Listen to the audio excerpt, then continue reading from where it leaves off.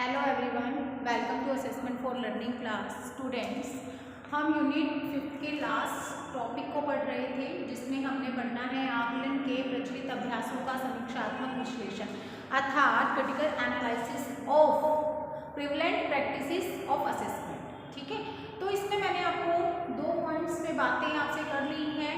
मैंने आपको ये बताया था कि इसके अंतर्गत हम आकलन अच्छे से कर सकें, इसलिए हमें इन 5 पॉइंट्स पे ध्यान देने की आवश्यकता है। ये 5 पॉइंट्स क्या थे हमारे, जिनके अंतर्गत हमने सब पॉइंट्स किए थे। आकलन उद्देश्यों का जो है हमें समीक्षात्मक विश्लेषण करना चाहिए। इसके साथ ही आकलन विधियों का, आकलन व्यूह रचना का, आकलन सहभागिता का और आकलन सिद्धांतों का समीक्षात्मक विश्लेषण किया जाना चाहिए। अगर हम अच्छे से आकलन करना चाहते हैं तो, या आकलन की अगर प्रोसेस है उसको अच्छे से कंप्लीट करना चाहते हैं तो हमें इन सब चीज़ों का ध्यान रखना चाहिए। ये बात मैं आपसे पिछली 2 वीडियोस में कर चुकी हूँ। हमारे इस टॉपिक से रिलेटेड 2 वीडियोस पहले से ही बन चुकी हैं, आप सभी जानते हो।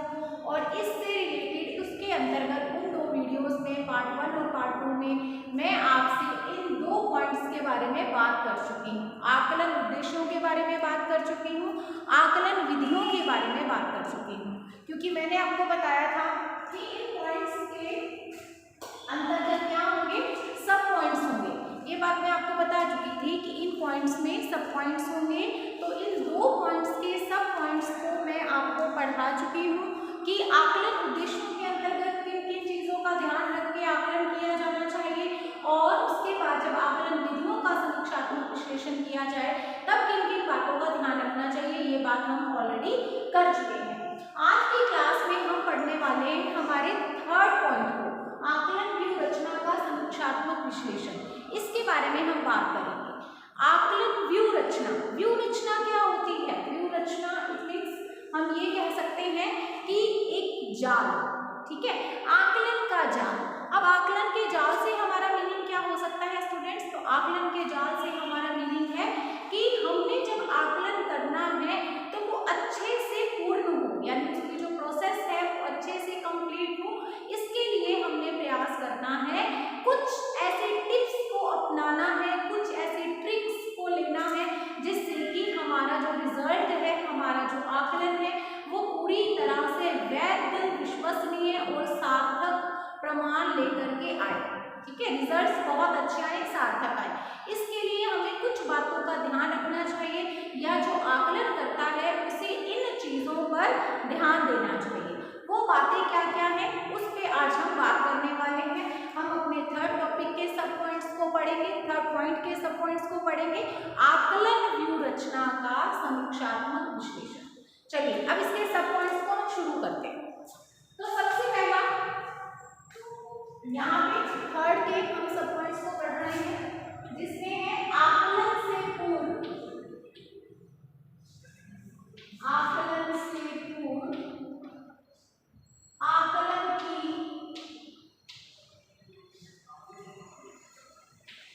योजना बनाना।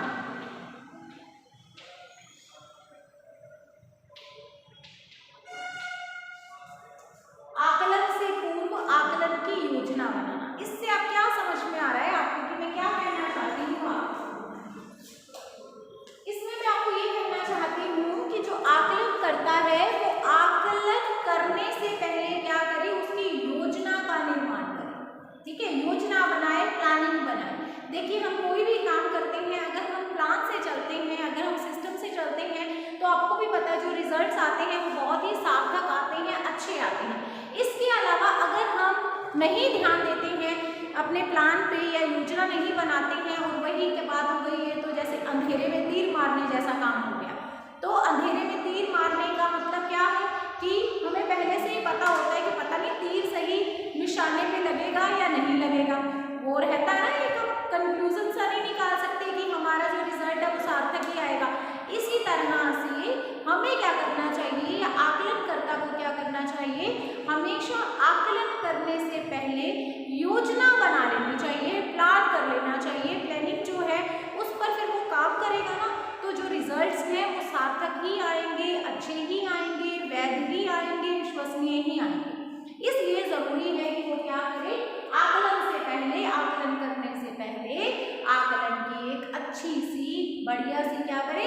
योजना बनाए। जिस तरह से कहीं जाते हैं तो एक प्लान बनाते हैं ना, हम क्या प्लान बनाते हैं कि पहले जो है हम इस साधन से जाएंगे, इस दिन जाएंगे, इतने बजे जाएंगे, ये लोग जाएंगे, और फिर उसके बाद क्या होता है कि हम आगे का भी करते हैं कि वहाँ जाएंगे, वहाँ पे ऐसे होटल में हम रहेंगे, अगर घूमने जा रहे हैं तो, है ना, वहाँ इस स्थान पर हम घूमने जाएंगे, इस साधन से जाएंगे। तो क्या होता है कि जब प्लान बना होता है और फिर उस पर काम करना होता है ना, तो जो रिजल्ट्स आते हैं, यानी जो आपका प्लान है उसके अकॉर्डिंग जब आप चलेंगे, सिस्टम से काम करेंगे, तो इसका मतलब हम जो है उस काम में सफल हो जाएंगे। तो ये जरूरी है किसी भी आकलनकर्ता के लिए कि वो क्या करे, आकलन करने से पहले उसकी अच्छी सी योजना बनाए। ठीक है, चलिए दूसरा हमारा पॉइंट है आकलन की प्रक्रिया को सरल एवं स्वाभाविक बनाना।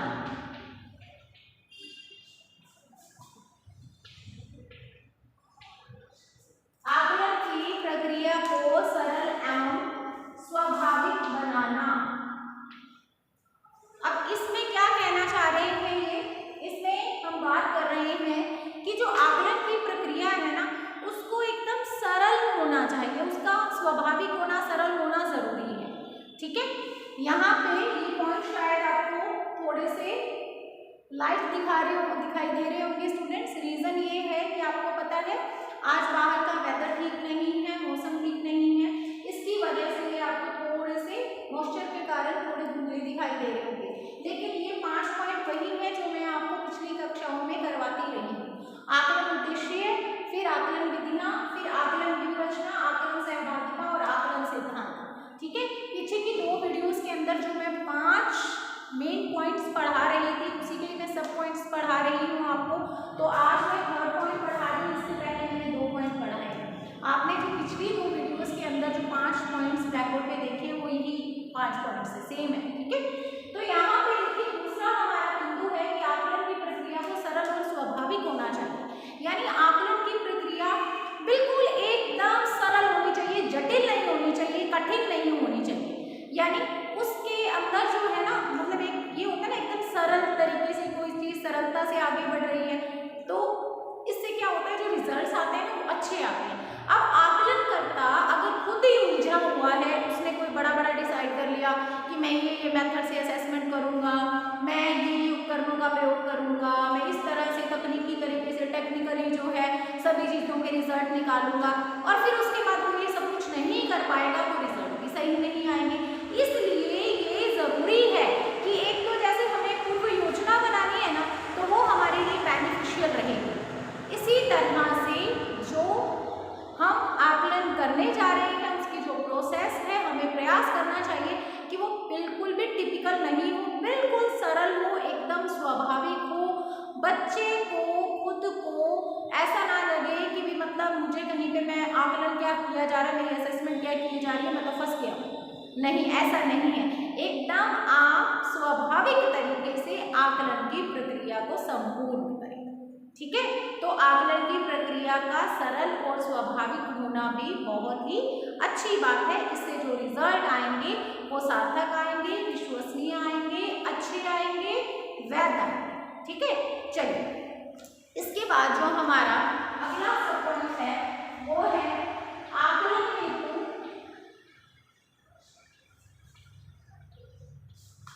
उचित विधियों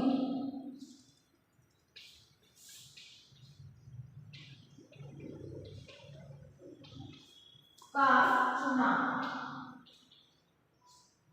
आपको पता है आकलन के लिए कोई ना कोई मेथड तो लेना ही पड़ेगा ना, आकलन किस मेथड से किया जाए, तो जो विधि होनी चाहिए वो विधि पूरी तरह से एकदम एक्यूरेट होनी चाहिए, उचित होनी चाहिए। तो आकलनकर्ता को आकलन करने से पूर्व अपने मेथड पर भी ध्यान देना होगा कि वो किस मेथड से आकलन करेगा।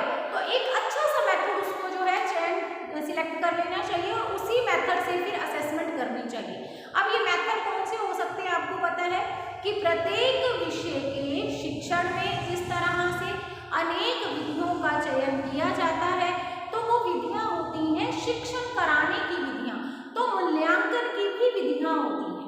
ठीक है, किसी चीज की मूल्यांकन अर्थात, क्योंकि मूल्यांकन के बाद ही क्या होती है, असेसमेंट होती है, आकलन होता है। आप सभी को पता है, पहले मापन, फिर मूल्यांकन, फिर असेसमेंट। तो इसका मतलब ये है कि जो मूल्यांकन की विधियां हैं उसमें से एक अच्छी सी विधि का चयन करना जरूरी है किसी भी आकलनकर्ता के लिए, अगर रिजल्ट्स अच्छे चाहिए तो जिस तरह से किसी भी सब्जेक्ट को पढ़ाने के लिए यानी टीचिंग कराने के लिए, शिक्षण कराने के लिए बहुत सारी विधियां हैं किसी भी शिक्षक के पास, और शिक्षक क्या करता है, अपनी क्लास के अकॉर्डिंग, अपने स्टूडेंट्स की रुचि के अकॉर्डिंग, या हम ये कह सकते हैं कि उनकी योग्यता क्षमता के अकॉर्डिंग कोई ना कोई एक विधि का उनमें से चयन करके उससे शिक्षण कराता है। उसी तरह से जब मूल्यांकन किया जाना है अर्थात असेसमेंट करनी है बच्चे की, तो जरूरी है कि मूल्यांकन की जो विविध विधियां हैं उनमें से किसी एक अच्छी सी विधि का चयन करके बच्चे को असेसमेंट की प्रक्रिया में ले जाया जाए या बच्चे की असेसमेंट की जाए। ठीक है, तो आकलन विधियों के अंतर्गत जो आकलन की उचित विधियां हैं उसमें से किसी एक विधि का चयन करना चाहिए। चलिए, ये भी बात हो गई। अब नेक्स्ट बिंदु है हमारा आकलन हेतु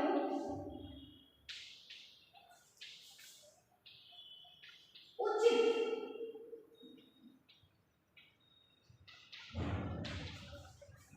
उपकरणों का चयन। ठीक है, अब क्या करना है, जिस तरह से एक उचित आकलन विधि का चयन या चुनाव करना है, उसी तरह से आकलन के उचित उपकरणों का भी चुनाव करना है कि किस उपकरण की सहायता से आप बच्चों की असेसमेंट करने वाले हैं। अब बहुत सारे उपकरण हो सकते हैं, आप जांच सूची का इस्तेमाल कर सकते हो, आप अभिवृद्धि मापनी का इस्तेमाल कर सकते हो। अब ये डिपेंड करता है ना किस चीज का आकलन कर रहे हो। आप प्रश्नावली का प्रयोग कर सकते हो, आप अवलोकन का प्रयोग कर सकते हो, आप उनका इंटरव्यू ले सकते हो, तो बहुत सारे उपकरण होते हैं। ठीक है, तो आप अपने जो भी आप आकलन कर रहे हैं उस पर ध्यान देंगे कि किस सब्जेक्ट का आकलन कर रहे हैं या फिर किस संबंध में आप आकलन करना चाह रहे हैं, उसके अनुसार आप उचित और सार्थक उपकरण का चयन या चुनाव करें। ठीक है, और इसके साथ ही ध्यान रखेंगे आप कि आपने तकनीकी उपकरणों का प्रयोग करना है, क्योंकि वर्तमान युग विज्ञान का युग है, तकनीकी का युग है, तो आपने क्या करना है, परंपरागत ढर्रे से ही तो बाहर आना है। यहाँ जो मैंने आपको इसका कॉन्सेप्ट बताया, जो हमारा टॉपिक है, उसमें भी मैंने आपको यही बताया कि इसमें क्या किया जाता है, परंपरागत विधियों के द्वारा जो मूल्यांकन किया जा रहा है उससे जो रिजल्ट्स आ रहे हैं वो सार्थक नहीं आ रहे हैं। इसके चलते हुए हम क्या करें, हम उन चीज़ों को आगे लेकर के चलें, हम अच्छे से, बिल्कुल हम कह सकते हैं हम अच्छे से आकलन करें। इसके लिए ये जरूरी है कि हम इन 5 बिंदुओं का आकलन करें, आकलन के उद्देश्यों से काम शुरू करें, आकलन के पहले उद्देश्यों की समीक्षा करें या उसका विश्लेषण करें। उसके बाद आकलन विधियां हैं, व्यू रचना है, आकलन सहभागिता है, आकलन सिद्धांत है। इन सब चीजों को ध्यान में रख करके जब आकलन किया जाएगा, उसकी प्रोसेस को कंप्लीट किया जाएगा, तो जो रिजल्ट आएंगे वो बहुत ही अच्छे आएंगे। इसके लिए तो ये सारा कुछ पढ़ रहे हैं हम, तो यहाँ पे आपने क्या करना है, उचित उपकरण का चुनाव करना है और तकनीकी, ठीक है, तकनीकी यंत्रों का प्रयोग करना है, उपकरणों का प्रयोग करना है, क्योंकि ये आज के समय की मांग है।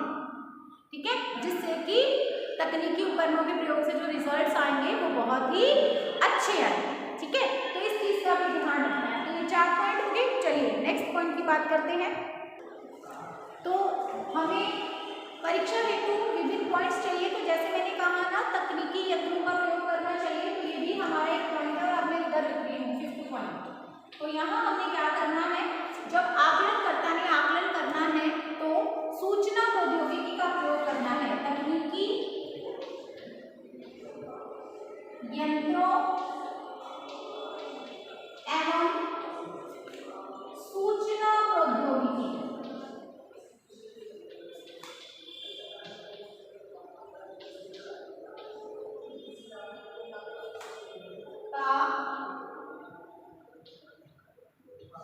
प्रयोग करना है। ठीक है, तो हमारा ये नेक्स्ट बिंदु हो गया। सूचना प्रौद्योगिकी क्या होती है? इंफॉर्मेशन, यानी हमारी जो है इंफॉर्मेशन टेक्नोलॉजी जिसको हम कहते हैं। तो जैसा मैंने यहाँ बताया कि उचित उपकरणों का चुनाव करने के साथ साथ ही हमने क्या करना है, तकनीकी यंत्रों का, तकनीकी जो उपकरण होते हैं उनका प्रयोग करना है, ना कि परंपरागत तरीके से आकलन करना है।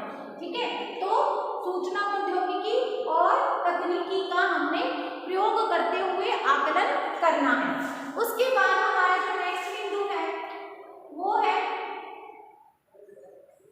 आकलन व्यवस्था का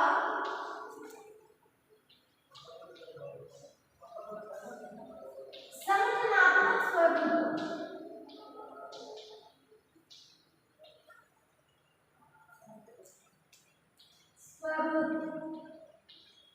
ठीक है, संगठनात्मक स्वरूप का मतलब क्या है? जो आकलन व्यवस्था है उसका संगठन होना चाहिए, अर्थात उसमें प्रत्येक व्यवस्था को हमने देख करके फिर आकलन करना है। इसके लिए हमें प्रत्येक व्यवस्था पर ध्यान देना है, किसी एक पक्ष पर ही नहीं खड़े रहना है, बल्कि सारे पक्षों की बात करनी है और सभी तरह से ध्यान देते हुए, ये देखते हुए कि जो हम सारा काम कर रहे हैं, आकलन कर रहे हैं बच्चे का, तो इससे बच्चे की योग्यता या अधिगम में वृद्धि होनी चाहिए, रुकावट नहीं आनी चाहिए। ठीक है, इससे बच्चे की योग्यता, बच्चे की जो भी उसकी जो अधिगम है, उसका जो सीखना है, उसमें वृद्धि होनी चाहिए, रुकावट नहीं आनी चाहिए। आपने ऐसा प्रयास करना है।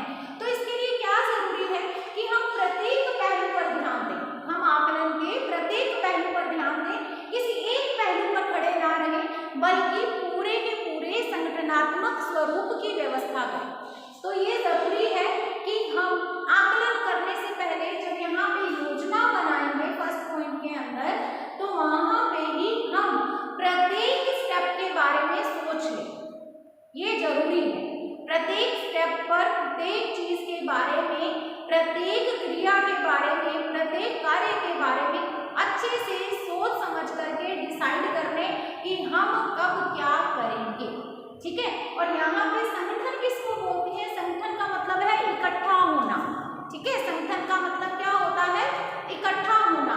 तो इकट्ठा होने का मतलब ये है कि हमारे जो भी विभिन्न काम है वो आपस में संगठित तो होनी चाहिए।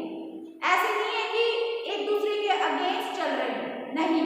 हमारे आकलन के अंतर्गत जो भी हम कार्य कर रहे हैं, जो भी हम विधि का चुनाव कर रहे हैं, जो भी हम उपकरण का चुनाव कर रहे हैं, उन सब में क्या होना चाहिए? तालमेल होना चाहिए। ठीक है, सब एक दूसरे के साथ संगठित होने के योग्य होने चाहिए, ना कि वही नहीं हो कि अपनी अपनी डफली अपना अपना राग, ऐसा नहीं होना चाहिए। बल्कि आकलनकर्ता क्या करे? जब योजना बनाए तभी इन चीजों पर विचार कर ले, अच्छी तरह से एक एक पॉइंट के बारे में अच्छे से जान ले कि कहीं ऐसा ना हो कि बाद में जो है एक काम दूसरे काम में बाधा पहुंच जाए। ऐसा नहीं हो, सब काम जो है या सब जो भी पॉइंट्स हैं या जो भी उसने डाटा कलेक्ट किया है, वो डाटा आपस में एक दूसरे से तालमेल स्थापित करने वाला होना चाहिए। एक साथ रिजल्ट्स देने में वो सारे के सारे पॉइंट्स हेल्प करने वाले होने चाहिए, ना कि बाधा उत्पन्न करने वाले। ठीक है, चलो ये भी हो गया कि हमने क्या करना है, प्रत्येक जो पक्ष है या प्रत्येक भाग पर अच्छे से सोच समझ करके डिसीजन ले लेना है। उसके बाद हमारा 7वां पॉइंट है आकलन प्रक्रिया में विभिन्न व्यक्तियों की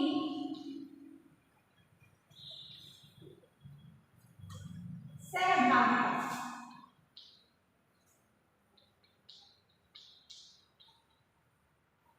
ठीक है, आकलन प्रक्रिया में विभिन्न व्यक्तियों की सहभागिता।